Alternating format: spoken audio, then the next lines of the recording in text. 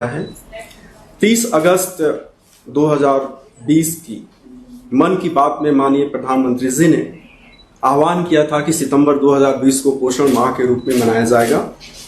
उस संबंध में मध्य प्रदेश में ग्रामीण शहरी क्षेत्रों में करीब 97,000 से अधिक आंगनबाड़ी केंद्रों में विभिन्न कार्यक्रम आयोजित किए गए हैं। कुपोषित बच्चों की पहचान, टीकाकरण, आयरन फॉलिक एसिड के टैबलेट का वितरण, एनआरसी केंद्रों में कुपोषित बच्चों का दाखिला इत्यादि सब जगह सुनिश्चित किया जा रहा है।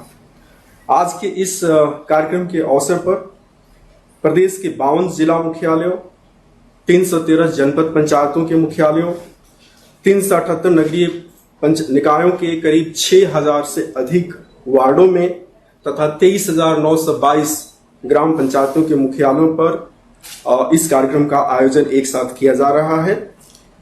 ग्राम पंचायतों में ग्राम की पोषण प्रबंधन रणनीति जारी होगी, वार्डों में वार्ड की पोषण प्रबंधन रणनीति जारी होगी और जिले में पूरे जिले की पोषण प्रबंधन नीति जारी होगी और आज राज्य स्तर पर राज्य की पोषण प्रबंधन नीति जारी होगी। इतने बड़े पैमाने पर और करीब 30,000 स्थानों पर एक साथ मध्य प्रदेश की त्रिस्तरीय पोषण प्रबंधन रणनीति जारी की जा रही है और 30,000 स्थानों पर आज करीब 12 लाख से अधिक लोग इसके साथ में जुड़े हुए हैं। इस कार्यक्रम की शुरुआत मध्य प्रदेश गान के साथ होगी।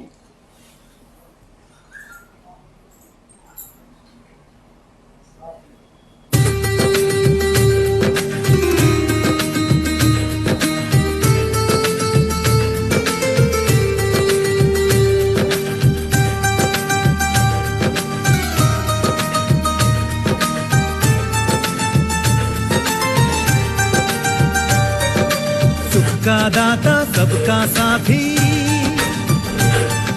शुभ का ये संदेश है। माँ की गोद पिता का आश्रय मेरा मध्य प्रदेश है। कविता न्याय वीर नारायण सब कुछ यहाँ विशेष है। हृदय देश का क्या हुआ है?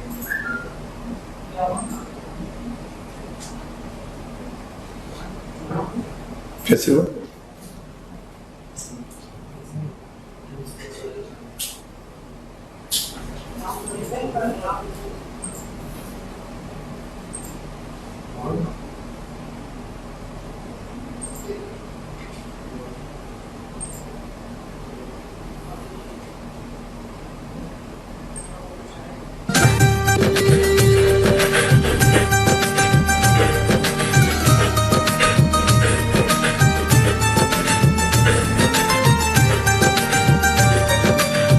का दाता सबका साथी,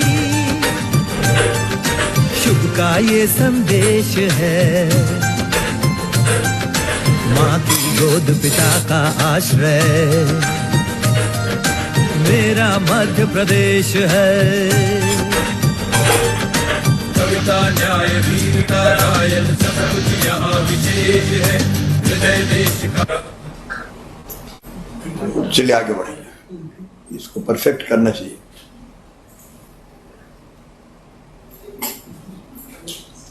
आगे अब मैं महिला बाल विकास की मंत्री, माननीय मंत्री एवं प्रदेश के बच्चों और औरतों के महिलाओं के साथ विशेष स्नेह और ममता रखने वाली श्रीमती इमरती जी को आमंत्रित करता हूं कि वे कार्यक्रम की रूपरेखा के बारे में और स्वागत में अपने विचार रखें। आज हमारे इस प्रोग्राम में उपस्थित जुझारू, संघर्षशील, किसानों के मसीहा सम्मानीय मुख्यमंत्री जी, हमारे बड़े भाई शिवराज सिंह चौहान जी, यहाँ उपस्थित मुख्य सचिव जी, हमारे महिला बाल विकास के पीएस कमिश्नर और यहाँ उपस्थित पत्रकार भाई और हमारे प्रदेश में, पूरे मध्य प्रदेश में हमारे सांसद, हमारे विधायकगण, हमारे जिला पंचायत अध्यक्ष, उनके सदस्य, जनपद अध्यक्ष, उनके सदस्य और सरपंच सभी हमारे इस प्रोग्राम में उपस्थित हैं और हमारी महिला बाल विकास की कार्यकर्ता, सहायिका, पर्यवेक्षक, फरोजना, सभी जेडी सभी इस प्रोग्राम में उपस्थित हैं। सभी को मैं धन्यवाद देना चाहती हूँ कि आज हमारे मुख्यमंत्री जी ने एक ऐसी रचना का प्रोग्राम किया है जिससे हम अपनी महिला बाल विकास बहुत आगे ले जा सकते हैं। और मैं भाई साहब मुख्यमंत्री जी से कहना चाहती हूँ कि हमारे प्रदेश में अगर हमारे विभाग के कार्यकर्ता और सहायिका और पर्यवेक्षक और परियोजना अधिकारी अगर पूरी तरीके से काम कर रहे हैं, और उनसे भी मैं कहना चाहती हूँ कि आप चाहे नगर पालिका हो, नगर निगम हो, नगर पंचायत हो, सब जगह अपनी अपनी आंगनबाड़ियों पे अगर अच्छे से पर्यवेक्षक से सर्वे कराएं तो शहरी क्षेत्रों में और ऐसे जो गांव हैं जिसमें बड़ी बड़ी बस्तियां हैं उनमें हमारे बच्चों की बहुत कम कुपोषण की मात्रा मिलेगी। ज्यादा से ज्यादा एक आंगनबाड़ी में 1 या 2 बच्चे हमारे कुपोषित होंगे, ये हमने देखा है। लेकिन आदिवासी क्षेत्र और जहाँ ऐसे क्षेत्र हैं उनमें हमारे बच्चों का ज्यादा कुपोषित बच्चे मिलते हैं। तो आज जो हमारे मुख्यमंत्री जी मध्य प्रदेश के मुखिया ने हमारे कुपोषित बच्चों के लिए जो दूध की मात्रा दी है उससे हमारे बच्चों को बहुत अच्छा लाभ मिलेगा, उससे पोषण मिलेगा, उससे हमारे बच्चा का कुपोषण दूर होगा। तो मैं ऐसी मंशा करती हूँ कि मेरा विभाग और पीएस बैठे, कमिश्नर बैठे हैं यहाँ, मेरा विभाग जल्दी से जल्दी इस मध्य प्रदेश से अगर कुपोषण को दूर करके और हमारे मध्य प्रदेश को सुपोषित बनाएंगे तो माननीय हमारे मुख्यमंत्री जी मध्य प्रदेश के और हमारे विभाग का सबसे ऊंचा नाम होगा। और एक बात और कहना चाहती हूँ मैं मुख्यमंत्री जी से कि आज चाहे गरीब से गरीब हो, मजदूर आदमी हो, वो भी अपने बच्चे को प्राइवेट स्कूल में पढ़ाना चाहता है क्योंकि वहाँ व्यवस्थाएं अच्छी होती हैं। लेकिन हम भी अपनी आंगनबाड़ियों में अच्छी व्यवस्था कर सकते हैं। जैसे पहले सरकार ने हमारी मदद भी नहीं की थी कमलनाथ सरकार ने, फिर भी हमने 313 आंगनबाड़ी ऐसे अच्छे मॉडल में बनाई थी जिसका नाम हमने बाल शिक्षा केंद्र रखा था। लेकिन उनके बच्चे जब निकलते हैं तो देखते हैं कि जी कोई प्राइवेट स्कूल में से निकल रहे हैं, तो ऐसे अच्छे अच्छे घर के बच्चे भी हमारे आंगनबाड़ी में आ सकते हैं। और सभी को आप ऐसा आदेश करें कि हर जगह, हम तो करते ही हैं, पीएस करते हैं कि हर जगह हमारी आंगनबाड़ी खुलना चाहिए। और जब हम अपनी महिला कार्यकर्ता की नियुक्ति करते हैं तो भाई साहब कम से कम 12वां पास हमारी महिला होती है और जिसके अच्छे नंबर होते हैं उसे लिया जाता है। तो हम अपनी आंगनबाड़ी दरिया और दूध पर ना छोड़ें। हमारी आंगनबाड़ी में शिक्षा भी होना चाहिए, हमारी कार्यकर्ता शिक्षा भी हमारे बच्चों को दे। तो आपका बहुत अच्छा एक प्रदेश में आपका मैसेज जाएगा। वैसे ही आप इतना आपका है कि हर बच्चा, हर किसान, हर दुकानदार, व्यापारी आपके नाम से, शिवराज सिंह चौहान के नाम से कि ये किसान के मसीहा है, ये मध्य प्रदेश को चला सकते हैं और चला भी है। जो आपने 15 साल काम किया है उसकी तारीफ पूरे देश में, उत्तर प्रदेश में होती है। और जो आपने विकास के भंडार मध्य प्रदेश में खोले हैं उससे हमारा मध्य प्रदेश बहुत आगे जाएगा और हम अपनी सरकार बनाएंगे। धन्यवाद। धन्यवाद माननीय मंत्री जी। अब मैं माननीय मुख्यमंत्री जी से निवेदन करूंगा कि वे राज्य स्तर की पोषण प्रबंधन रणनीति को जारी करने का कष्ट करें।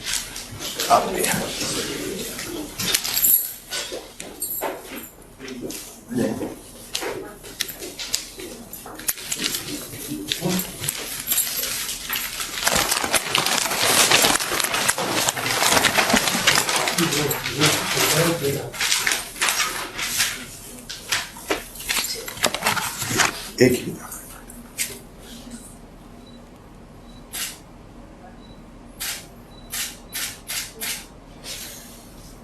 ठीक है।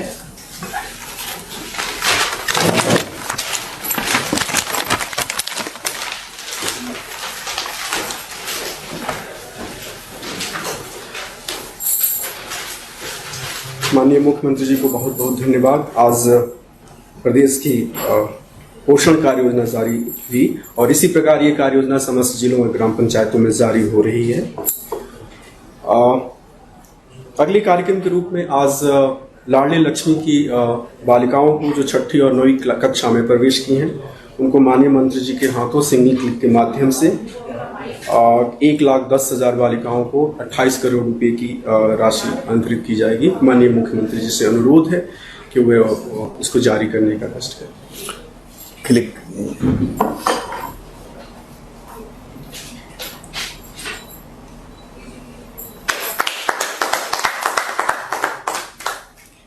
ये योजना वर्ष 2007 में शुरू हुई थी। अभी तक 36,65,000 बालिकाओं का पंजीयन हो चुका है और छात्रवृत्ति के रूप में इन्हें 76 करोड़ की राशि दी जा चुकी है।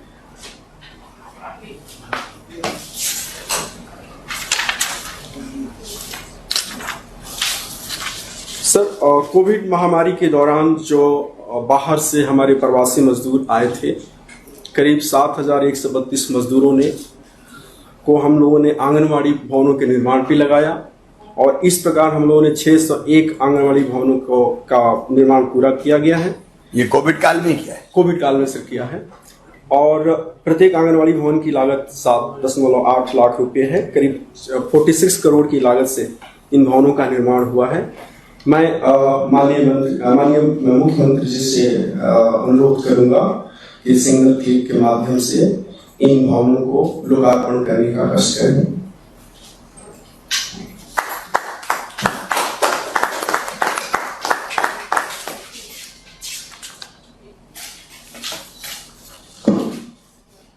सर, माननीय प्रधानमंत्री जी के आह्वान पर वोकल फॉर लोकल के तर्ज पर पोषण आहार में जो मध्य प्रदेश में उत्पादित मिलेट्स है, खास करके कोदो और कुटकी से बनी सामग्री को बच्चों के आहार में शामिल की जा रही है।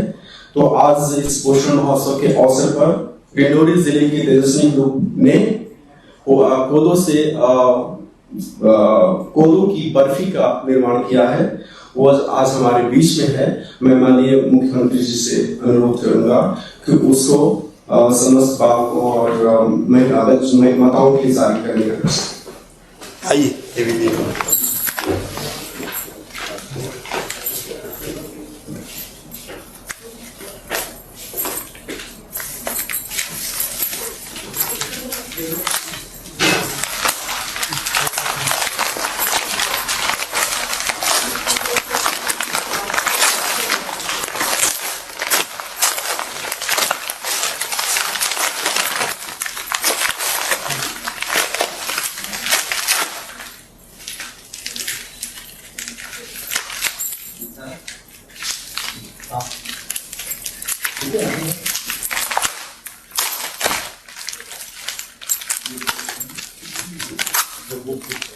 अच्छा, तेजस्वी समूह रेखा भी बैठी।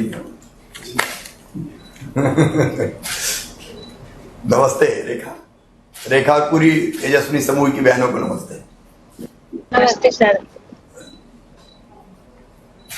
खाएंगे आज ये कोदों की? जी सर।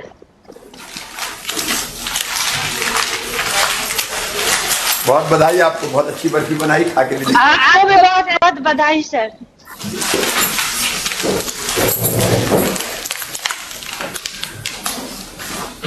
सर, ये तेजस्वी ग्रुप की महिलाएं अनेक क्षेत्रों में काम कर रही हैं। कोदो कुटकी, नैपकिन, मसाले, ट्राइबल पेंटिंग और वहां पर एक हैंडलूम वस्त्र बनाने की उम्मीद भी उससे लग रही है सर।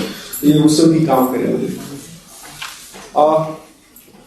मध्य प्रदेश सरकार ने विशेष पहल करते हुए माननीय प्रधानमंत्री जी के जन्मदिन के अवसर पर प्रदेश के करीब 8 लाख बच्चे जिनका पोषण ठीक ढंग से नहीं हुआ है, आज से उनको दूध देने का कार्य प्रारंभ किया जा रहा है। कार्यक्रम की बात से माननीय मुख्यमंत्री जी आंगनबाड़ी केंद्र में जाकर अपने बच्चों को अपने हाथों से दूध पिलाएंगे। इस क्रम में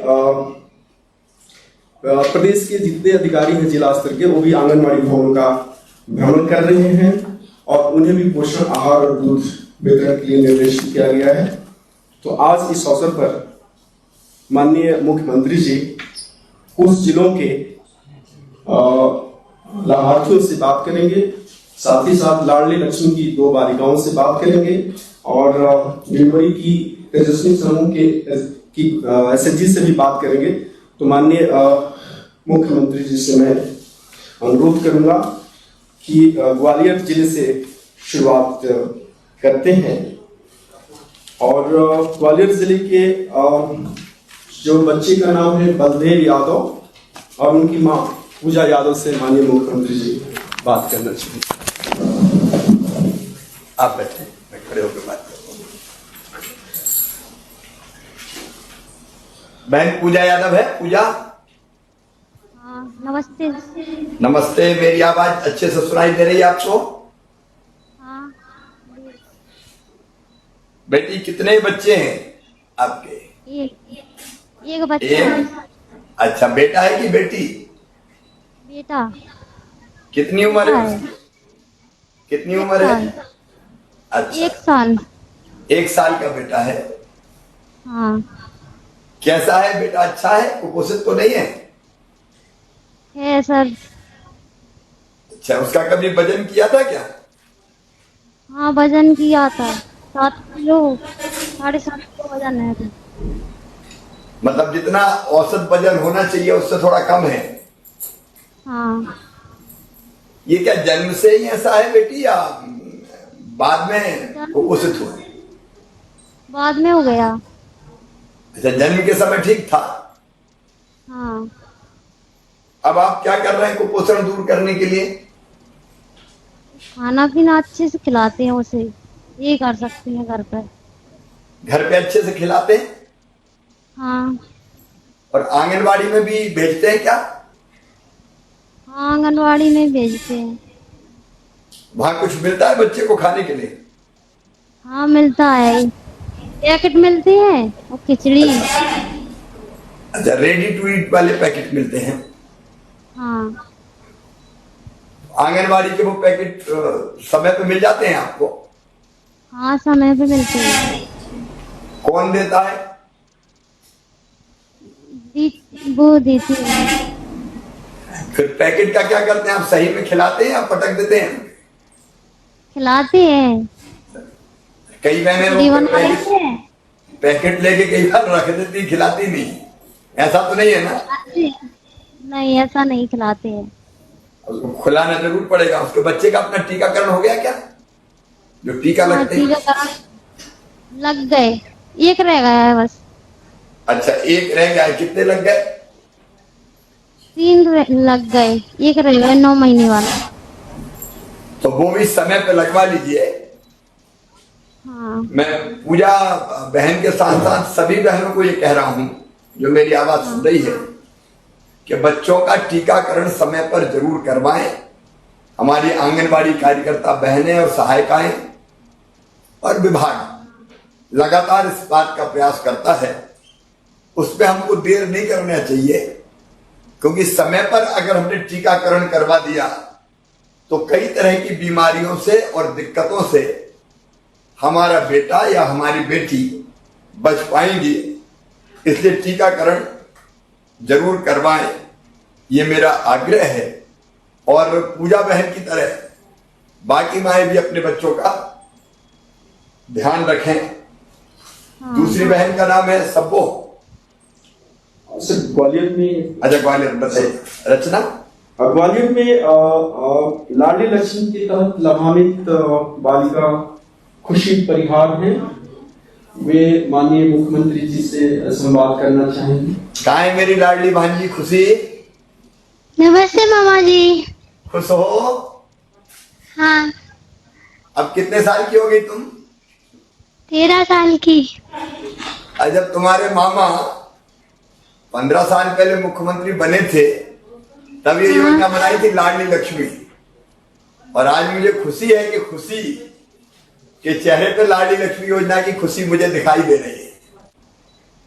कौन सी क्लास में पढ़ती हो बेटी? 9th। 9वीं में पहुंच गई। हाँ। आज मैं भी इतना खुश हूं कि तुम अंदाज नहीं लगा सकती। एक योजना जो हमने बनाई थी और छोटी सी बेटी गोद में लेके मैंने उसके हाथ में एनएससी दी थी, तब 2 महीना 3 महीना की जो बेटियां थी वो आज 9th में पहुंच गई। मेरी खुशी का तो कोई ठिकाने नहीं है। पढ़ाई कैसी चल रही बेटी? ऑनलाइन चल रही है पढ़ाई। अच्छा, अभी तो ऑनलाइन चल रही है, ये कोरोना के कारण। अच्छा, ये बताओ कि आगे पढ़ाई में करना क्या है, क्या बनोगी? डॉक्टर। डॉक्टर बनना है? हाँ। डॉक्टर के लिए मेहनत बहुत करनी पड़ेगी, पता है ना? पता है ना? तो बेटी अभी से तैयारी करो, क्योंकि अभी तो तुम्हें 12वीं तक पढ़ना है। थोड़ा सा नई शिक्षा नीति में सिस्टम भी बदल रहा है और फिर एक बार तुम्हें मेडिकल कॉलेज में एडमिशन के लिए फिर परीक्षा देनी पड़ेगी। तो उसकी तैयारी खैर अभी तो तुम पढ़ो बिना किसी चिंता के। तुमने सोच लिया डॉक्टर बनना है तो जहां चाह होती महाराज को निकलना पड़ता, बन जाओगी डॉक्टर।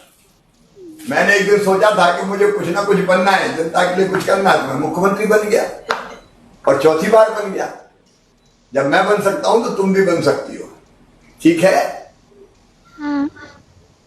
आज तुम्हारे खाते में ये पैसा पहुंच गया छात्रवृत्ति का? नहीं, अभी क्लिक किया बेटी। तो अपन ने तय किया था ना लाड़ी लक्ष्मी योजना में, 5वीं पास करके 6वीं में जाएगी तो 2000 रुपया मिलेंगे और 8वीं पास करके 9वीं में जाएगी तो 4000 रुपया। तो वो 4000 रुपया आज मेरी जो भी बेटियां लाड़ी लक्ष्मी थी 36 लाख से ज्यादा हो गई, जैसा शाह जी बता रहे थे। उनमें से जो 9वीं में आ गई उनके खाते में 4000 रुपया जाएगा और जो 6वीं में आ गई 2000 रुपया जाएगा। मेरी बेटी हमेशा खुश रहो, खूब आगे बढ़ो और तुम्हारी हर सफलता से मामा प्रसन्न होता रहेगा। और भगवान से मैं प्रार्थना करता हूं कि तुम हमेशा बढ़ती रहो, माता पिता का नाम रोशन करो, मध्य प्रदेश का नाम रोशन, खुश रहो। Thank you sir. अब मैं बड़वानी जिले के विकासखंड पार्टी की ग्राम पंचायत ओसारा की बच्चा आशीष सस्ते की मां राहाबाई से अनुरोध करूंगा कि वे माननीय मुख्यमंत्री जी से बातचीत करना चाहेंगे। राहाबाई, आवाज आ रही मेरी? राहाबाई, राम राम मामा। राम राम भांजी, कैसी हो? अच्छी हूँ। अरे मंत्री जी भी साथ बैठे, प्रेम सिंह जी। हाँ। अच्छा, क्या हाल है? घर सब ठीक है? हाँ ठीक है। अभी जो गोद में है बेटा है कि बेटी है? बेटा है। बेटा है। हाँ। थोड़ा कमजोर दिख रहा है। अच्छा, खिलाती पिलाती नहीं हो इसको? हाँ कमजोर है। थोड़ा कमजोर है। हाँ। अब इसको मजबूत बनाना है। हाँ। तो घर पे क्या खिला रही हो इसको? दूध पिलाते। अच्छा अच्छा। दूसरे आंगनबाड़ी से इसको मिलता है क्या घर पे कुछ तैयार पैकेट? हाँ मिलता है, पाउडर सत्तू। तो उसका क्या करती हैं आप? खिलाती हो या नहीं खिलाती? खिलाती हूँ। हाँ बेटी, वो जरूर खिलाना, और नहीं तो उसका कोई फायदा नहीं होगा। बच्चे का वजन अच्छा होना चाहिए और ये खिलाएंगे तो ये कुपोषण जो है ना थोड़ा कमजोर है। बच्चा कमजोर नहीं रहेगा, स्वस्थ होना चाहिए कि नहीं बच्चा? हाँ। तो अच्छा होना चाहिए, मोटा ताजा। हाँ। क्योंकि अभी अगर ये अच्छा होगा तो भविष्य में फिर अच्छा शरीर बनेगा, बलवान बनेगा, ताकतवर बनेगा। हाँ। अच्छा, ये इसको टीका लगवाया कि नहीं आपने? लगा दिए। कितने टीके लगे हैं अभी? 2 लगे हैं। कुल कितने लगने हैं इसको? 4 लगने शायद हैं। 3 लगे तो 1 बाकी है। 1 बाकी है, तो वो भी समय पे आप लगवा लेना, हाँ। है ना? और अब जो अति कुपोषित बच्चे हैं उनको दूध देना भी शुरू कर रहे हैं। पाउडर आएगा दूध का, अब वो उनके हाथ में जो दिखाई दे रहा है अभी, ये हाँ। अब ये भी आप पूरा समझ लेना, इसको कैसे घोल के पानी में पिलाना है। 1 गिलास पानी और 1 चम्मच पिए पाउडर डाल के पिलाना। अच्छा, तो पूरा समझ लिया आपने। हाँ। बहुत अच्छे बेटी, अगर आप इसको ये पिलाओगे। और बाकी सब चीजें, आयरन की गोली भी मिलती है क्या बच्चे को? आयरन की गोली नहीं, हाँ सिरप, वो पीने का सिरप मिलता है। अच्छा, हाँ। तो वो भी पिलाते रहना। हाँ पिलाता हूँ। अब ज्यादा लंबी बात नहीं करता, मेरा भांजा रो रहा है, जरा उसको संभालो, ठीक है? और उसका ध्यान रखो, खुश रहो और बच्चे को स्वस्थ रखो।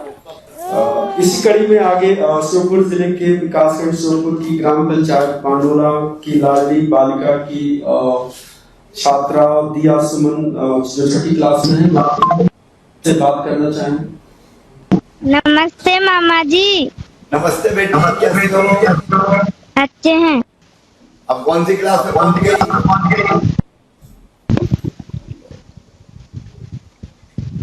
कौन सी क्लास में पढ़ रही हो? 6वीं में। 6वीं में आ गई? हाँ। अच्छा, लाडली लक्ष्मी योजना का पता है बेटी तुम्हें? हाँ। पता है? हाँ। आज लाडली लक्ष्मी योजना में मेरी बेटी 6वीं में आ गई, तो 2000 रुपया तुम्हारे खाते में जाएगा अभी, है ना? अभी डाल दी। क्योंकि इस योजना में हमने तय किया था कि बेटी अगर 6वीं में आएगी तो 2000, 8वीं में जाएगी, 9वीं में जाएगी तो 4000, और जब बेटी बड़ी हो जाएगी तो 1 लाख रुपए और मिलेंगे।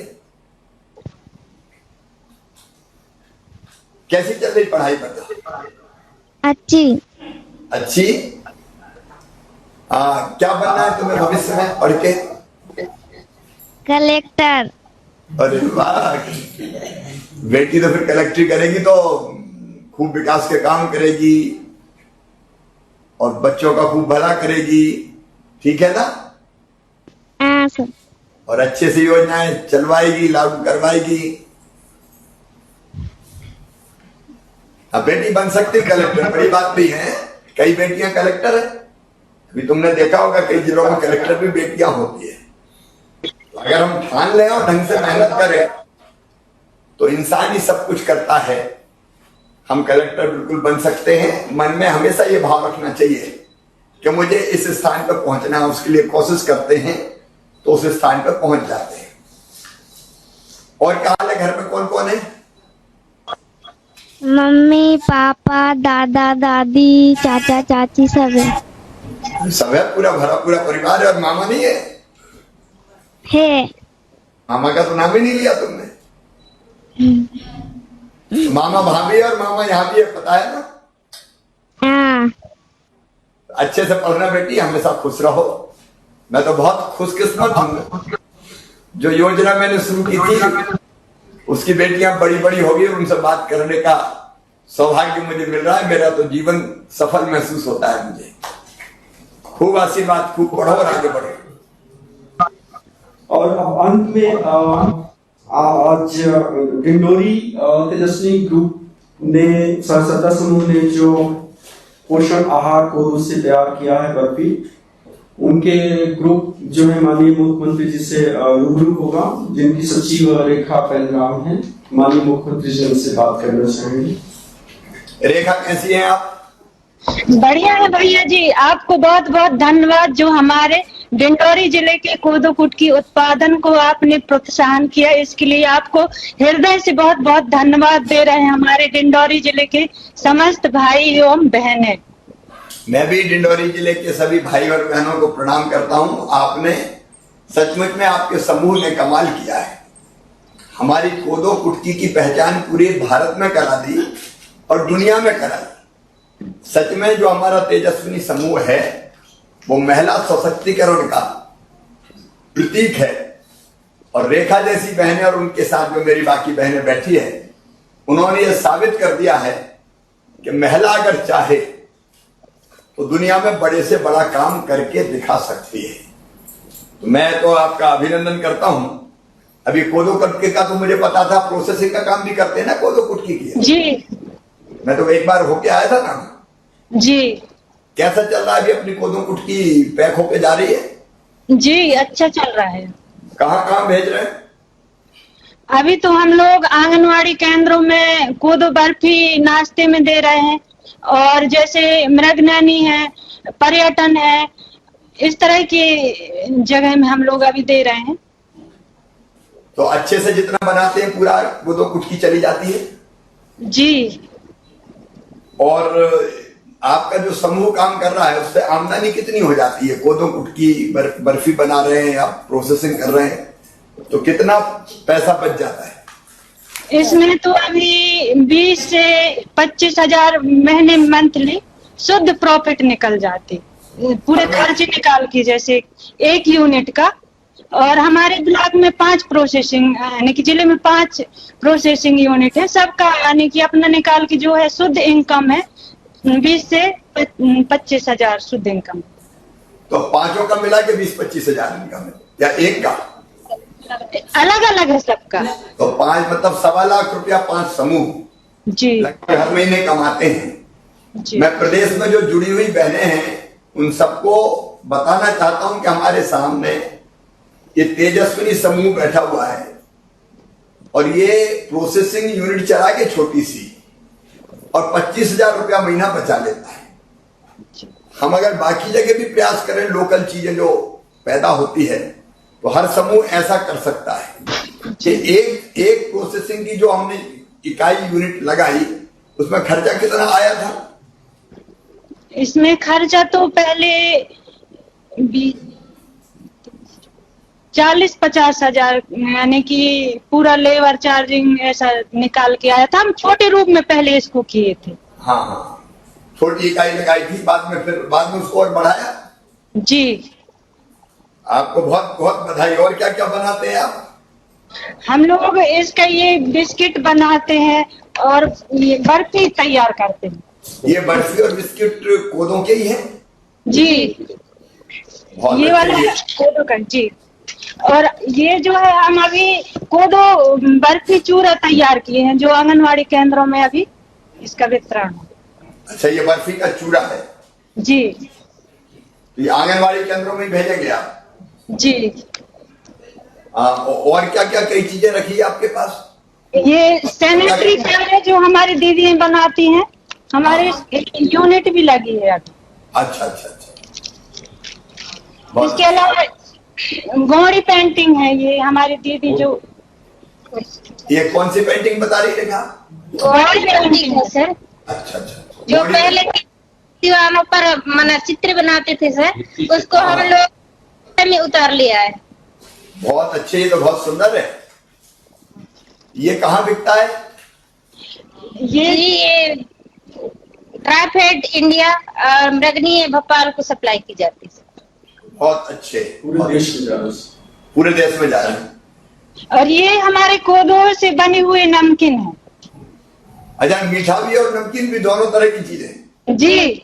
या मैं यही सोच रहा था कि बर्फी खाएंगे तो वो मीठा हो जाएगा और जब तक उसके बाद नमकीन खा के तब तक मजा नहीं आएगा। भैया जी आपको हम खाने का निमंत्रण दे रहे हैं इसका टेस्ट करने के लिए। तो ये यहाँ कहाँ मिलेगा? वहीं आना पड़ेगा या भेजोगे आप? दिन आइए सर। अच्छा ठीक है, मैं वहां भी आके खाऊंगा, आप चिंता मत करो। जी। लेकिन ये हमारी बहनें जो बैठी हैं तेजस्विनी समूह की, जी ये आदर्श है और ये सबको प्रेरणा दे रही है। इतनी चीज लोकल चीजों से जो हमारे यहाँ पैदा होती है। अब कोदो कुटकी आज के जमाने में न्यूट्रिशन फूड है और बड़ी बड़ी जगह बड़े लोग जिन जो अधिक आय वाले वो इनकी डिमांड करते हैं और उसकी कई चीजें बना के एक तरफ कुपोषण दूर करने का अभियान हमारी बहनों ने चलाया है।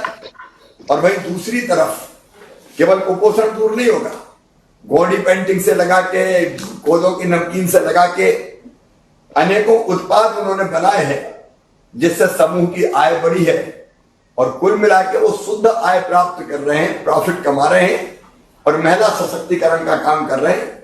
मैं ऐसे समूह का अभिनंदन करता हूं और हमारा लक्ष्य है इन समूहों को सशक्तिकरण के लिए सरकार इनके साथ खड़ी रहे और ये अपने पांव पे खड़े होकर आगे बढ़ते रहे। मेरी सभी बहनों को रेखा सहित मैं बहुत बहुत बधाई देता हूं। इसके साथ भी भैया जी हाँ, हम लोग एक और मुहिम चलाए हैं। हमारे यहाँ कुपोषण को देखते हुए हमारे यहाँ जो तेजस्वी की जितनी भी महिलाएं हैं उनके साथ में हम लोग 7 दिन 7 घर तिरंगा थाली का उपयोग कर रहे हैं, जिससे हमारी सभी महिलाएं कुपोषित से दूर रहें। और इसके साथ भी हमारे यहाँ जो आंगनवाड़ी केंद्र हैं 140 में हम लोग उनमें भी पोषण वाटिका की 7 दिन 7 घर बनाने के लिए हम लोग अभी इच्छुक हैं। बहुत बधाई आपको। एक बार जो जहां वहीं से ताली बजा के इन बहनों का अभिनंदन करें, उनका स्वागत करें, समूह का स्वागत करें। मध्य प्रदेश शासन के माननीय मुख्यमंत्री जी एवं संवेदना और करुणा के धनी, जिन्होंने इस प्रदेश में खास करके गरीबों के कल्याण के लिए अनेक योजनाओं का शुभारंभ किया है, उनको लागू किया है और प्रत्येक ग्राम पंचायत में वो समाज के कल्याण के लिए योजनाएं क्रियान्वित हैं। मैं बड़े आदर के साथ आदरणीय शिवराज सिंह चौहान को आमंत्रित करता हूं कि आज वे सभी ग्राम पंचायतों, नगरीय निकायों से जुड़े जनमानस को संबोधित करने का कष्ट करें। आज मेरे साथ इस कार्यक्रम में उपस्थित महिला एवं बाल विकास विभाग की यशस्वी मंत्री, जो ठेठ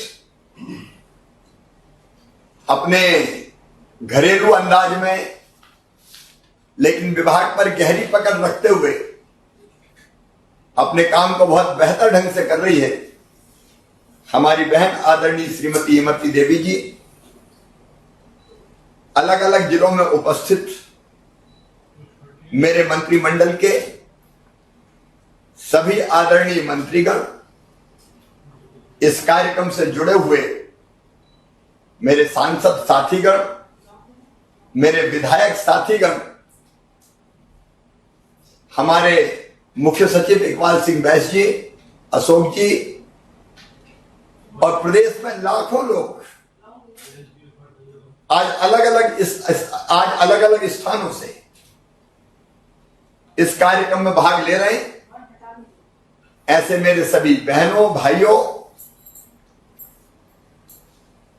हमारे आंगनबाड़ी की कार्यकर्ताएं, सहायिकाएं, स्व सहायता समूह की बहनें, तेजस्विनी समूह की बहनें, मेरी लाडली लक्ष्मी बेटियां, मेरे प्रिय बहनों, भाइयों और भांजे भांजियों, आप सबको दोनों हाथ जोड़ के मैं प्रणाम करता हूं, आप सबको नमस्कार करता हूं। आज का दिन बहुत महत्वपूर्ण दिन है।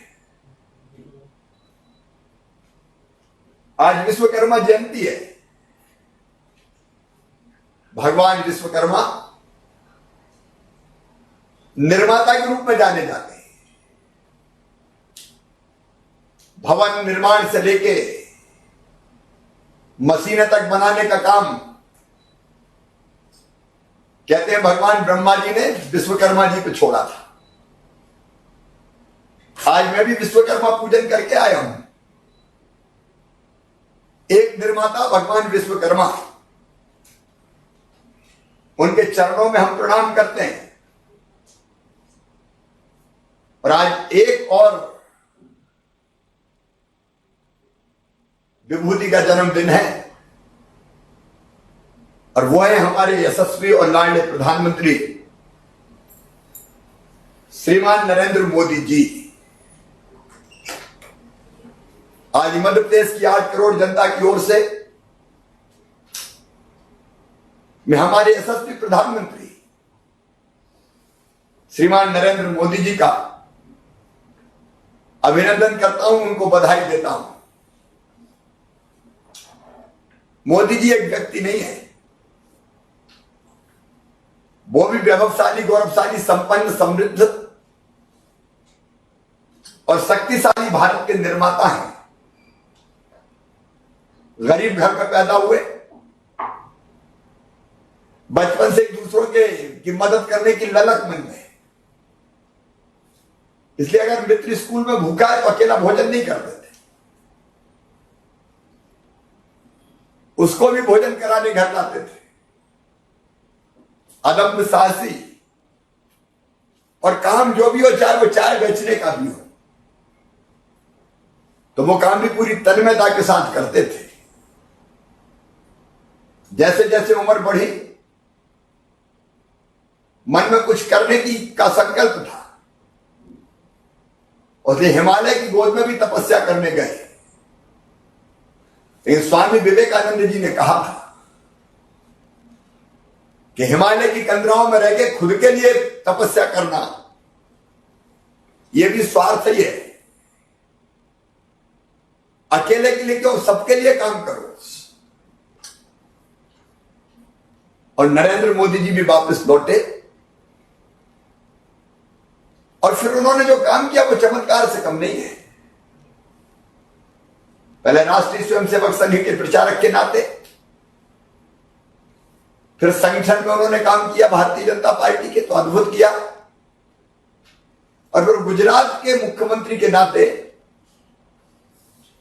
उन्होंने विकास और जन कल्याण का एक नया इतिहास रचा। गुजरात मॉडल की चर्चा पूरे देश में आज उस समय होती थी। मुख्यमंत्री रहते हुए गुजरात के विकास और नवनिर्माण में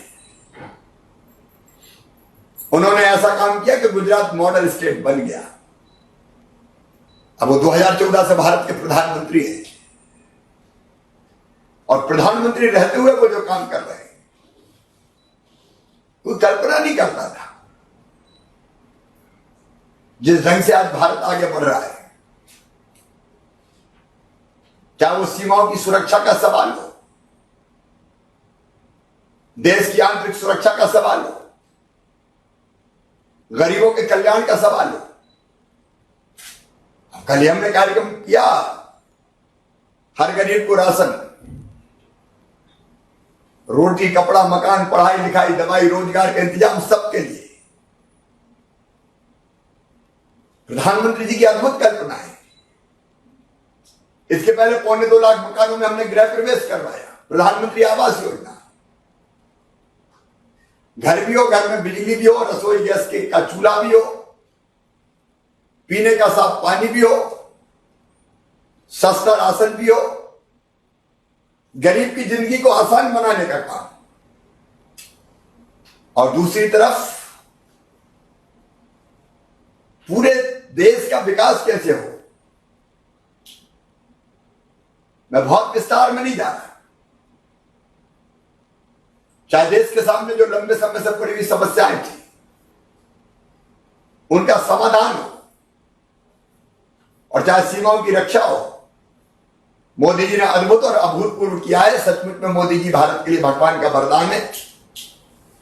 130 करोड़ लोग आज उनके साथ खड़े हैं। मैं आप सबकी ओर से उनके जन्मदिन पर उनका अभिनंदन करता हूं। और आज जो कार्यक्रम हम कर रहे हैं, कल से हमने प्रारंभ किए हैं, वो लोगों के कल्याण के लिए, उनके जन्मदिन के उपलक्ष्य में हमने प्रारंभ किए हैं, और जो लगातार चलेंगे 7 दिन। लेकिन आज मेरा मन गदगद और प्रसन्न है, क्योंकि मेरी लाडली लक्ष्मी बेटियों से मैंने बात करी है। ये बेटियां मेरे प्राण हैं। मुझे वो दिन याद आ रहा है जब 2005 के अंत में नवंबर में मैं मुख्यमंत्री बना था, और मुख्यमंत्री बनते ही मेरे मन में एक ही बात थी कि बेटियों के लिए मैं क्या बेहतर कर सकता हूं। और ऐसी बात नहीं कि मुख्यमंत्री बनने के बाद मुझे याद आई हो। मैंने बचपन से अपने घर में, अपने गांव में बेटियों के साथ अन्याय होते हुए देखा था। बेटे का जन्म होता था, मैं तो गांव में पैदा हुआ, तो माता भी खुशियां मनाती थी। मिठाई बढ़ जाए, कोई ढोल ढमाके भी बजवा दे, और कई जगह तो हर्ष फायर, हवाई फायर होते थे, बेटा आया है। और मायके वाले भी आ जाते थे लड़ुआ फटुआ लेके। लेकिन बेटी अगर आ गई तो मां का भी चेहरा उतर जाता था जैसे बेटी नहीं हो, कहीं की आफत आ गई हो। पहली बिटिया के बाद कहीं दूसरी और तीसरी हो गई तो और आफत। फिर तो सासें जीना हराम कर देती थी। 2 मौड़ी हो गई, 3 मौड़ी हो गई, बेटा कब आएगा। मेरा मन बेचैन रहता था, बेटा बेटी में आखिर ये भेदभाव क्यों।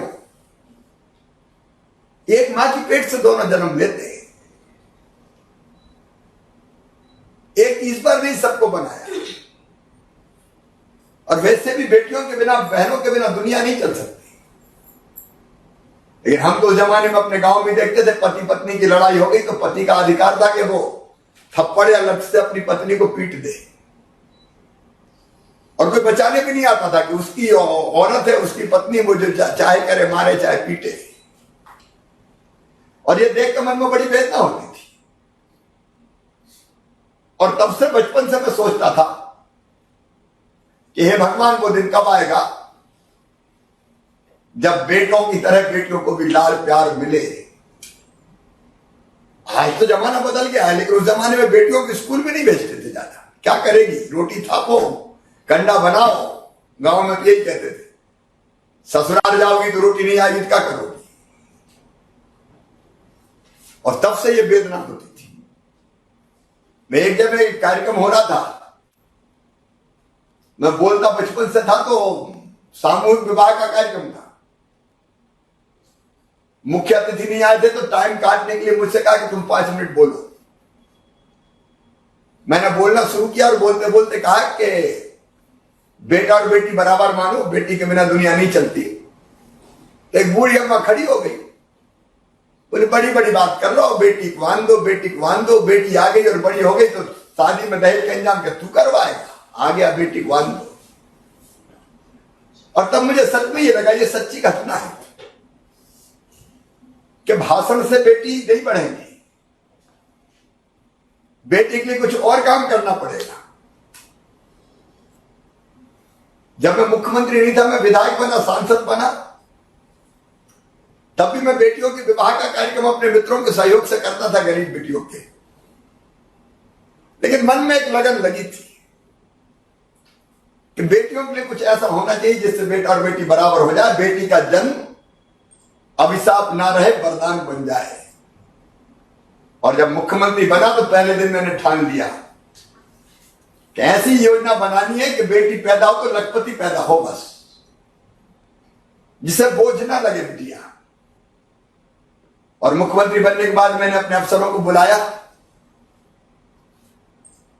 इकबाल सिंह वैस तब मेरे प्रमुख सचिव होते थे, अनुराग जैन भी मेरे सीएमओ में ही थे, अभी दिल्ली में पदस्थ है। और मैंने निर्देश दिया कि हमको तो एक ऐसी योजना बनानी है जिससे बेटी पैदा हो तो वो लखपति हो। अब इनने शायद पहले सोचा होगा कि नए नए मुख्यमंत्री बने, जोश से कुछ दिन में ठंडा हो जाएगा, लेकिन मैं पीछे पड़ा रहा लगातार। और बनाते बनाते हमारी टीम ने मिलकर ये लाडली लक्ष्मी योजना बनाई। अच्छा, विरोध भी बहुत हुआ। फाइनेंस ने कहा कि इतना पैसा कहां से दे देंगे, पता नहीं कितनी बेटी हर साल पैदा हो जाए, उतना पैसा बजट से कहां से भरेंगे। मैंने कहा चाहे जो हो जाए, लाडली लक्ष्मी योजना तो बनेगी। और लाडली लक्ष्मी योजना बन गई। 2006 में हमने लागू कर दी। और मुझे अभी तक याद है, गौरगंज में, रायसेन जिले के, पहला कार्यक्रम एनएससी रहने का हुआ था। तब छोटी सी बिटिया को अपनी गोद में लेके और लाडली लक्ष्मी की एनएससी दी थी तो मेरा मन गदगद हो गया था। मुझे ऐसा लगा जैसे मेरा जीवन सफल हो गया। और तब मेरी बहनों भाइयों, मैंने सोचा नहीं था कि मैं इतने समय तक मुख्यमंत्री रहूंगा। मुझे तो लगा कि चलो एक योजना बन गई और ये ऐसी बनेगी, कोई आसानी से बंद नहीं कर पाएगा। और बनी तो ऐसी बनी कि फिर हर एक राज्य ने बनाई, अलग अलग नाम से बनाई बनी। लेकिन लाडली लक्ष्मी योजना फिर इतनी पॉपुलर और प्रभावी हुई कि अलग अलग राज्य सरकारों को फिर अलग अलग नाम से, किसी ने भाग्य लक्ष्मी, किसी ने वैभव लक्ष्मी, लाडली लक्ष्मी योजना को बनाया। और आज तो मेरी प्रसन्नता का आनंद की कोई सीमा ही नहीं है। मैंने देखा मेरी बेटी सामने बैठी 9वीं में पढ़ रही है, 9th में पढ़ रही है और कह रही कि मैं डॉक्टर बनूंगी। जब ये बिटिया कहती है 9वीं में पढ़ने वाली, मामा मैं तो 9th में हूं और डॉक्टर बनूंगी, लाडली लक्ष्मी हूं। मेरी बेटी 6वीं में पहुंच गई और जब हमने तय किया था बेटी पैदा होगी तो लाडली लक्ष्मी के साथ 5वीं पास करके 6वीं में 2000, 8वीं पास करके 9वीं में 4000, फिर 11वीं में 12वीं में अलग छात्रवृत्ति का पैसा, और बाद में जब ये 21 साल की हो जाएगी तो 1 लाख रुपया अलग से मिलेगा। और आज इन बेटियों को देख के मैं गदगद हूं। कोशिश ये रही है मेरी बहनों कि ढंग से महिला सशक्तिकरण का काम हो, मां बहन और बेटी के साथ अन्याय ना हो, क्योंकि धरती वो धरती जहां आज नहीं हजारों साल पहले कहा गया था, यत्र नार्यस्तु पूज्यन्ते रमन्ते तत्र देवता। देवता कहां रहेंगे? जहां मां बहन और बेटी को मान सम्मान और इज्जत की नजरों से देखा जाएगा। लेकिन व्यवहारिक रूप से कई बार ऐसा नहीं होता। इसलिए हमने कोशिश की कि सरकार हम मां बहन और बेटी के साथ खड़ी कर दे। बेटी पैदा हो तो लाडली लक्ष्मी, स्कूल जाए तो किताबें निःशुल्क, यूनिफॉर्म निःशुल्क, दूसरे गांव जाए तो पैदल नहीं जाने देते, साइकिल देके कहते बिटिया रानी साइकिल पे बैठ के जाना।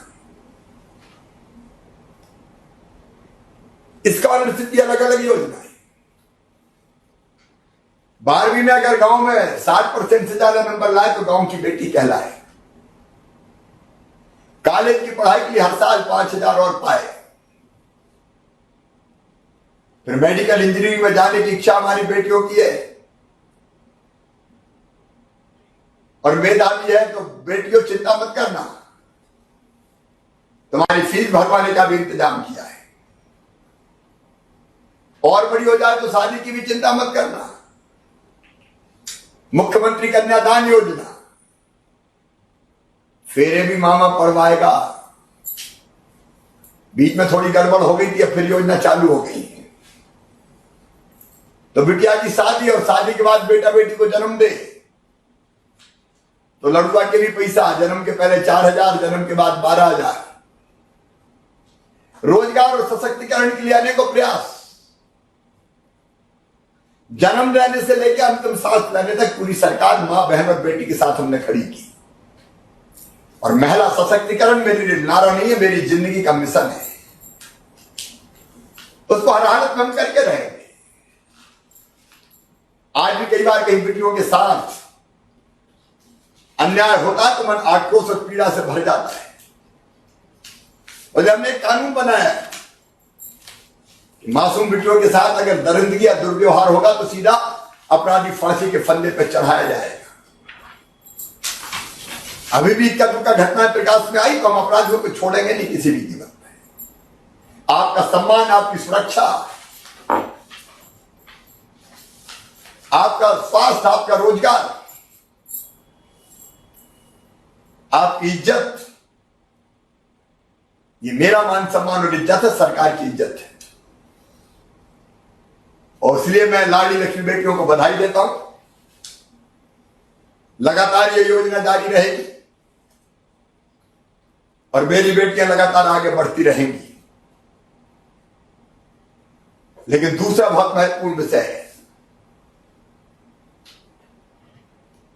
अभी हमने कुछ माताओं से बात की, गोद में बेटा बेटी थे, बच्चे थोड़े कमजोर थे। अगर बेटा बेटी कमजोर होंगे तो देश मजबूत नहीं हो सकता। 2 साल पहले हमारे प्रधानमंत्री जी ने कहा था, पीएम मतलब केवल प्रधानमंत्री नहीं, पोषण मिशन, पोषण मिशन प्रारंभ करेंगे। और पोषण मिशन का आगाज हुआ था। उन्होंने ये भी कहा था, सही पोषण तो देश रोशन। ये कुपोषण कलंक है मध्य प्रदेश के माथे पर। हमको इस कलंक को दूर करना है। बच्चे सुपोषित हो, बच्चे स्वस्थ हो, प्रसन्न हो। और एक तो हम ये भी सोचें कि एक बच्चे उतने ही हो जिनको हम स्वस्थ रख सकें, जिनको भरपूर भोजन दे सके, जो जरूरत है उसकी पूरी कर सके। कई बार हम देखते हैं कुछ जगह अभी भी जब माता के साथ बच्चों की संख्या ज्यादा होती तो माता का भी स्वास्थ्य ठीक नहीं रहता। बच्चे भी फिर दुबले पतले कम वजन के कुपोषित पैदा होते हैं। विवाह भी बाल विवाह नहीं करना चाहिए। अब हालांकि धीरे धीरे खत्म हो रहा है, कई जगह अभी भी है। कानून अपनी जगह है, लेकिन सही उम्र में 21 साल से पहले विवाह बेटी का नहीं होना चाहिए। कानून में 18 साल शायद अभी ये सीमा।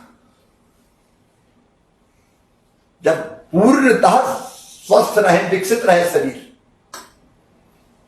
तो मां भी स्वस्थ रहेगी, बच्चे स्वस्थ रहेंगे। लेकिन आज हमारे सामने चुनौती है, क्योंकि कुपोषित होते हैं तो कई बीमारियां जकड़ती है। माता भी कुपोषित होती है तो मातृ मृत्यु दर बढ़ती है। शिशु मृत्यु दर मतलब बच्चों के मरने की संख्या बढ़ती है। और आज के युग में बच्चे चले जाएं आके, इससे बड़ा कलंक क्या हो सकता है? इसको हमें दूर करना है। इसलिए आज मैं विभाग को, मंत्री जी को और सारी टीम को बधाई देता हूं। आपने पोषण की नई रणनीति बनाई है, और ये पोषण का काम अगर होना है तो अकेले सरकारी विभाग नहीं कर सकते। सरकार के साथ समाज को जुड़ना पड़ेगा भाई। आज तो हम एक अभियान प्रारंभ कर रहे हैं।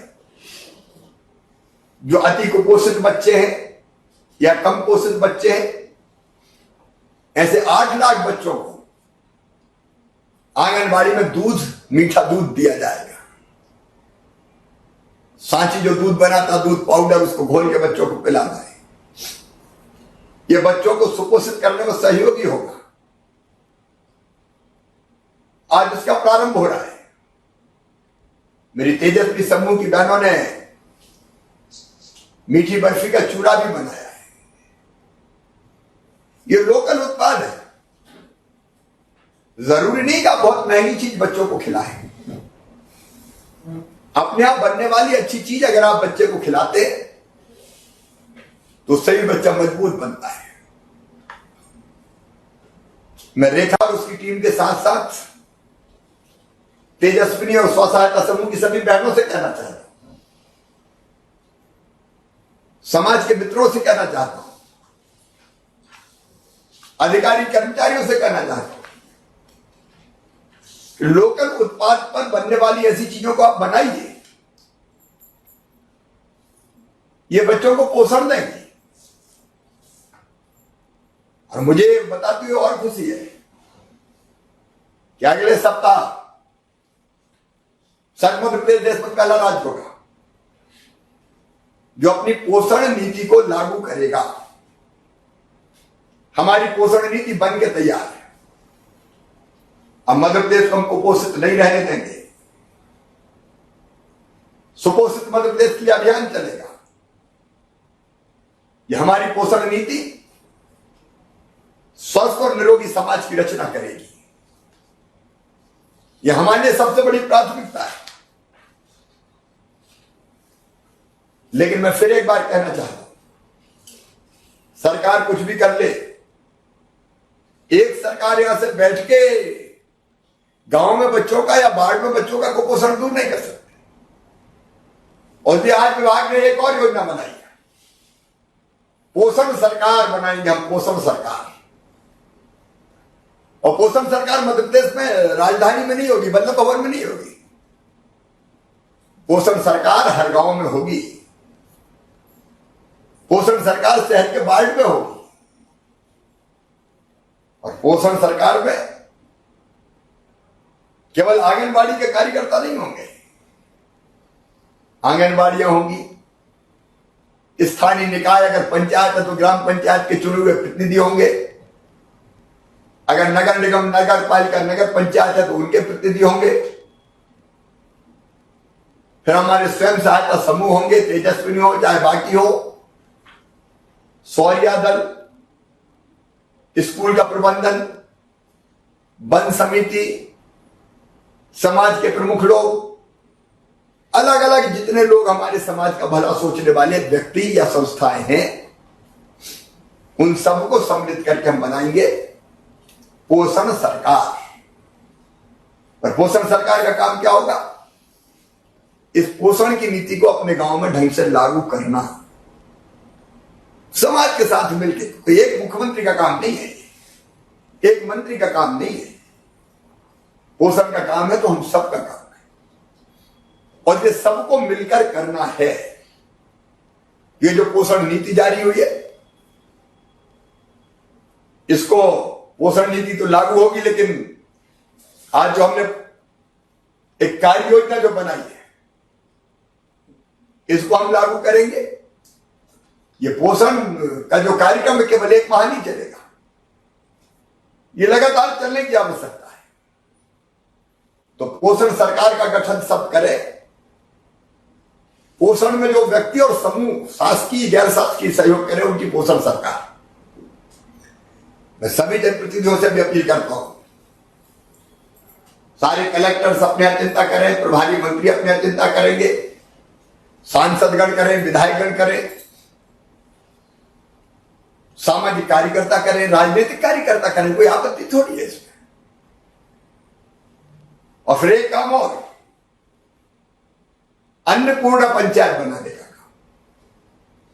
यह अन्नपूर्णा पंचायत क्या है?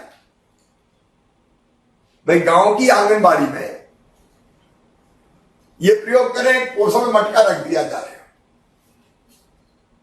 और पोषण मटके का हम क्या करेंगे? अगर हमारे यहां कोई सब्जी होती है, अनाज होता है, और हम पैदा नहीं करते और हम अपने घर के लिए खरीद के लाते, तो हम पोषण मटके में भी चाहे फल हो, चाहे सब्जी हो, चाहे अनाज हो, थोड़ा सा डाल दें, ताकि वो आंगनबाड़ी के बच्चों के काम आए। अब कल्पना करिए, अगर एक पंचायत में 150-200 परिवार तो कम से कम होते हैं, इससे कम नहीं होते, ज्यादा ही होते। अगर 10-15 परिवार कोई चीज एक दिन डाले, कोई दूसरे दिन डाले, कोई तीसरे दिन डाले, तो हमारा तो पोषण मटका भर जाएगा। फिर आंगनबाड़ी में पोषण आहार के लिए ना सब्जी की कमी होगी, ना फल की कमी होगी। और सरकार दूध का पाउडर दे रही, कोई अगर ऐसा व्यक्ति है कि दूध ही दे दे दान, तो दूध की उपलब्धता भी बढ़ जाएगी। ये चीजें यहां से तय नहीं की जा सकती कि क्या क्या देना है। आपके गांव में जो होता है उसके आधार पर भाई आप तय कीजिए। फिर अगर तेजस्विनी जैसा समूह है तो कुछ बना के पौधों की कुटकी की बर्फी का चूरा भी डाल सकता है थोड़ा। देखिए, थोड़े थोड़े सहयोग से बहुत बड़ा काम होगा। क्या आप नहीं चाहते कि आपकी पंचायत में, आपके वार्ड में सारे बच्चे स्वस्थ रहे? क्या जवाबदारी केवल सरकार की है, आंगनबाड़ी की है? हम सबकी जवाबदारी मेरे बहन और भाई। इसलिए आपके पंचायत में पोषण मटका रखा जाना चाहिए। जरूरी नहीं है कि आप कोई मट्टी का ही मटका रखो, वो मटका हो सकता है कोई सामान रखने का, और कोई पात्र हो सकता है, वो लोहे का भी हो सकता है, वो दूसरी चीजों का भी हो सकता है, लेकिन वह स्वेच्छा से लोग चीजें डालेंगे। ये जरूर करना चाहिए। और ये मैं भाषण दे रहा हूं तो मैं भी ये तय कर रहा हूं कि अपने पास की आंगनबाड़ी में रोज कुछ ना कुछ मैं भी डलवाऊं। शायद प्रत्यक्ष रूप से रोज मुख्यमंत्री हूं, नहीं जा पाऊं, लेकिन मुख्यमंत्री निवास में पोषण वाटिका है। मतलब अब फल तो नहीं होते, सब्जियां पैदा होती हैं, फल होते हैं, आम आते हैं, बड़े बड़े पेड़ पुराने जमाने के, तो कभी कभार गर्मियों में रेगुलर फल नहीं है, लेकिन सब्जियां होती है। और वो सब्जियां भी हम ऑर्गेनिक करते हैं, मतलब हमारे यहां गाय भी है, गाय का गोबर खाद के रूप में डलता है। एक बात और बताऊं, मैं जब पहली बार मुख्यमंत्री बना तो 2 गाय लेके आया था मुख्यमंत्री निवास, और जब 13 साल हो गए तो लगभग 43-44 गाय हो गई। अब बाकी तो हमने रख दी खेत में, लेकिन फिर 2 ले आए। वो गाय अभी बंधी है, उन्हीं का दूध पीते हैं, और उनको एक गोबर अपनी आंगन को, जो हमारी पोषण बांट के कह लीजिए आप, अंग्रेजी में शहर में लोग कहते हैं किचन गार्डन, तो उसी में गोबर डलता है। गोबर की खाद, मतलब वो खाद बनाते भी है, तो वो उसमें जो सब्जी पैदा होगी वो मैं जो भी पैदा होगी, अगर रोज निकली तो रोज, और इक्का दुक्का दिन छोड़ के निकली तो जरूर मैं अपने पास की आंगनबाड़ी के मटके में या बर्तन में भिजवाऊंगा। क्योंकि पर उपदेश कुशल बहु तेरे, भाषण दे के नेताजी चले गए, खुद कुछ करना ही नहीं है, तो फिर दूसरे भी नहीं करेंगे। अगर दूसरे करें तो पहले अपन को करना चाहिए। तो आप सबके सामने आज मैं ये संकल्प दे रहा हूं कि मैं भी पोषण मटके में ये डलवाऊंगा सब्जी। कभी घर फल आते हैं तो फल को नहीं डलना चाहिए। हम अपना स्वभाव बना लेंगे, कुछ ना कुछ हम इन बच्चों के लिए निकाल के रखेंगे। देखो पुराने जमाने में भारतीय संस्कृति देखो, आज पितृमोक्ष अमावस्या कई जगह लोग मनाते हैं। हम भी आए तो पहले पितरों को जल देके, फिर हमारी पत्नी ने बाकायदा पत्तों पे 5 हिस्सा रखे थे, उनमें पूड़ी, खीर, पापड़, भजिया, सब चीजें काय के थे। एक कौवे का, एक गौ माता का, एक कुत्ते का, एक चींटी का। अब ये परंपरा क्या थी? ये कुछ जगह निर्वाह होती, कुछ जगह नहीं होती, लेकिन ये परंपरा क्या थी कि दुनिया में जो पैदा हुए हैं सबको उनका अधिकार देना चाहिए। अब बाकी चीजें छोड़ दो, कम से कम जो हमारे बच्चे हैं हमारे गांव के,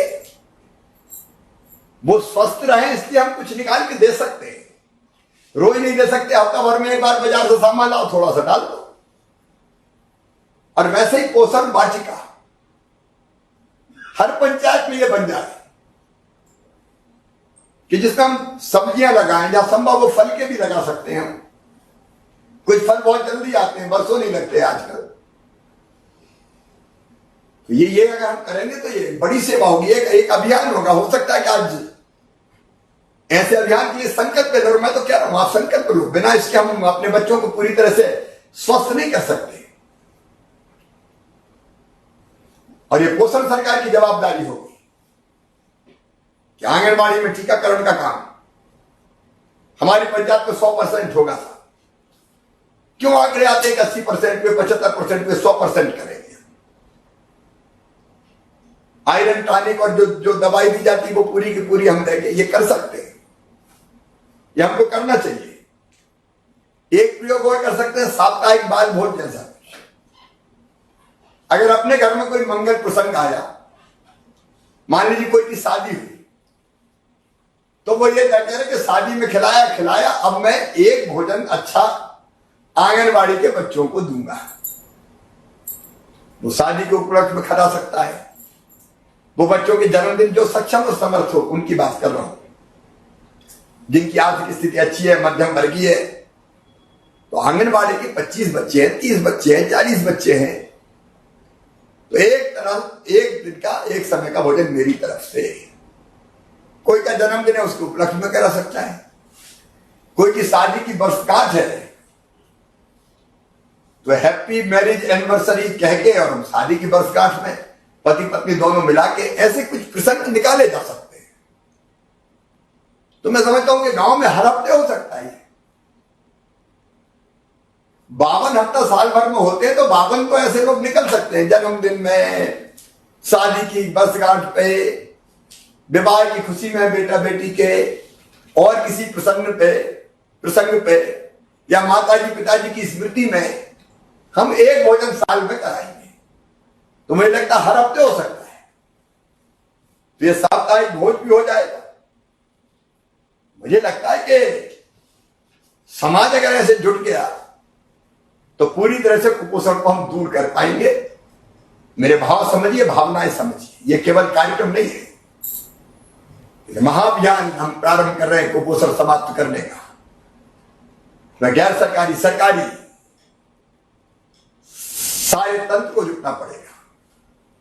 आज मुझे इस बात की भी खुशी है कि 600 आंगनबाड़ियों का लोकार्पण हुआ है। हमारी मंत्री जी हमसे कह रही थी कि कई जगह किराए के भवन में लग रही है भैया, और वहीं आंगनबाड़ी कार्यकर्ता के कोई का सामान रखा, उनका चूल्हा चौका तो ऐसे में अच्छे से चल नहीं पाते।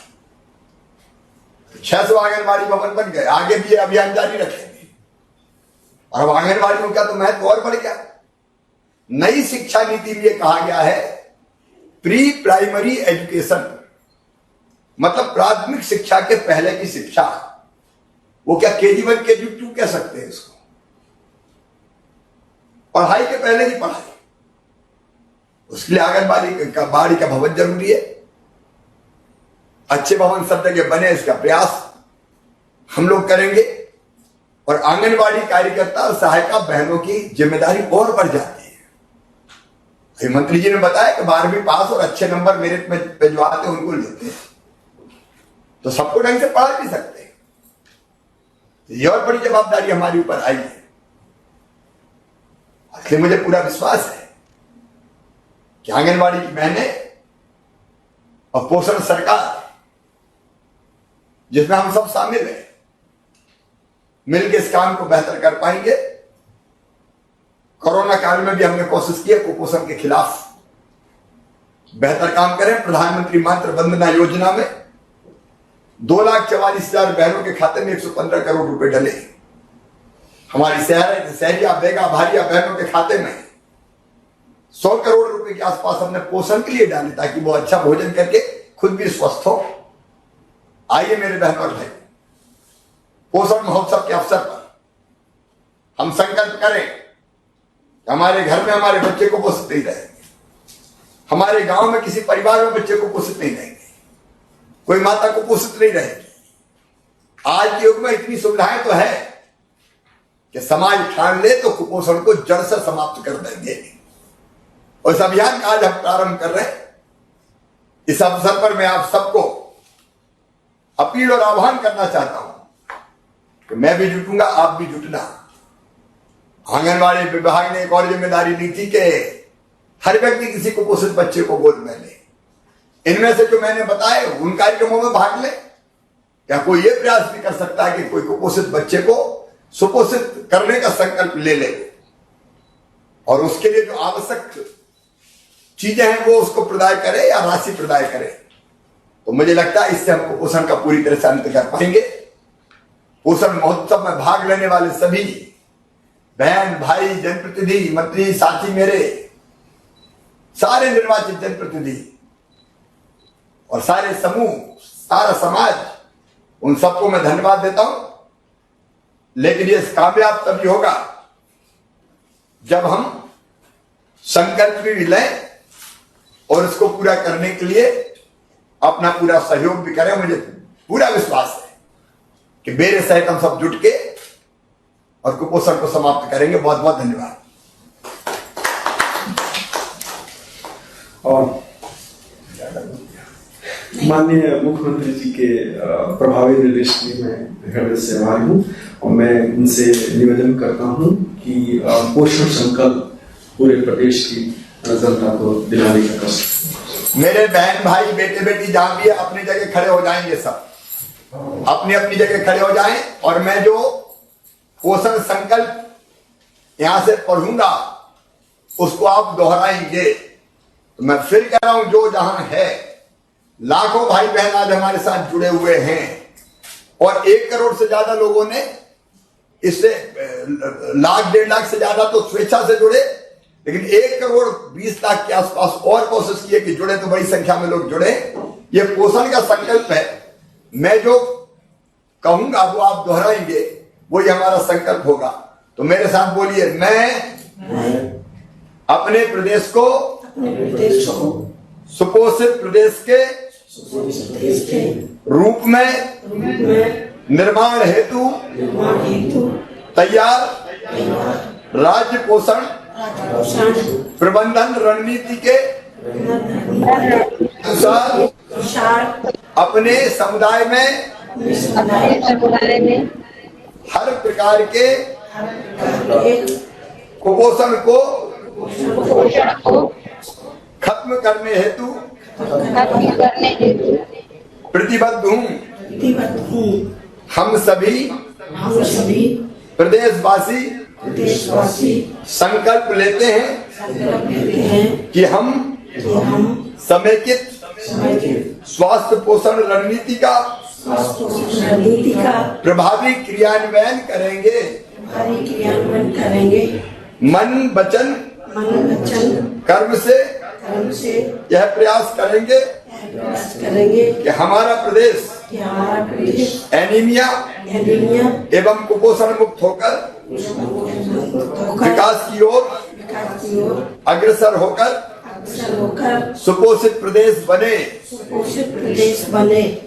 बोलिए भारत माता की बहुत बहुत धन्यवाद।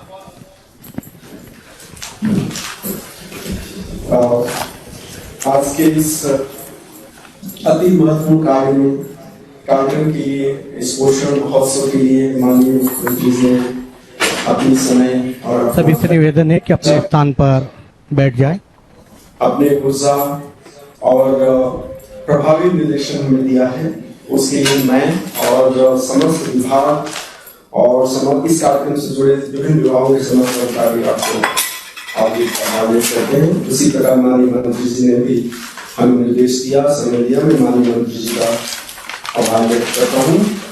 जिले में उपस्थित हमारे समस्त मंत्रीगण, माननीय सांसद, माननीय विधायक, माननीय समस्त जनप्रतिनिधि का भी मैं दिल से आभार व्यक्त करना चाहता हूँ, जिन्होंने इस कार्यक्रम में हिस्सा लिया और यह सुनिश्चित किया कि कुपोषण कितनी महत्वपूर्ण समस्या है, जिसका हम निदान करने की कोशिश करेंगे। साथ ही साथ जिले के समस्त कलेक्टर, सभी विभागों के समस्त अधिकारी, महिला बाल विकास विभाग के समस्त अधिकारी और खासकर आंगनवाड़ी कार्यकर्ता, सहायिका और हेल्थ डिपार्टमेंट की आशाकर्ता, ANM और समस्त मातृ संजीवनी समिति, सामुदायिक पोषण प्रबंधन से जुड़ी SHG, जॉइंट फॉरेस्ट मैनेजमेंट के सदस्य, सौर्य दल के सदस्य, आप सभी का मैं आभार व्यक्त करता हूं और ये आशा करता हूं कि आज जो हमने संकल्प लिया है उसे क्रियान्वित करके दिखाएंगे और मध्य प्रदेश को कुपोषण मुक्त बनाएंगे और आगामी 3 महीनों में हम प्रभावी परिणाम दिखाएंगे कि किस प्रकार से हमने कुपोषित बच्चों का ध्यान करके उनको सुपोषित करने की कोशिश की है। एक बार फिर से माननीय मुख्यमंत्री जी का बहुत बहुत धन्यवाद।